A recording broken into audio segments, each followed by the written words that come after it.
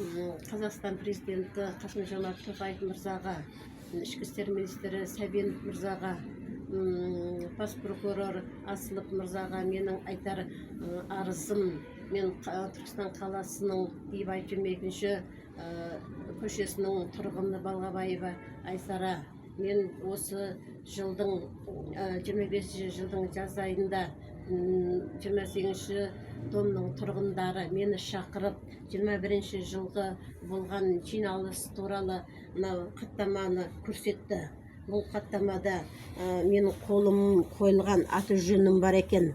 Ал бұл жиналысты мен жиналысқа қатыспаған туралы, қол қоймаған туралы, ремонт туралы естімеген туралы арызымды прокуратураға арыздандым. Одан полицияға берілді. Ол кезде полицияға барғанда менің қазіргі қолтаңбаларымды 20-30 парақтап, бұрынғы өткен уақыттардағы қолтаңбаларымның бірнешеуін ұсындым. Солардың бәрі экспертизаға барып, осы уақытқа дейін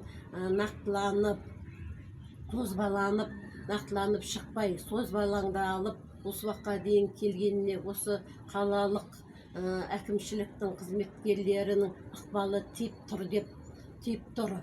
Сол себептен де мен осы істі жоғарыға қарай, сіздерге қарай нәтижелі де қадағаланып, заң түрінде, оң жолында, заң түрінде қадағаланып шығуына көмектесулеріңізді сұраймын. Әлі де осы экспертизаның нақтыланып шығуына күмәнім бар.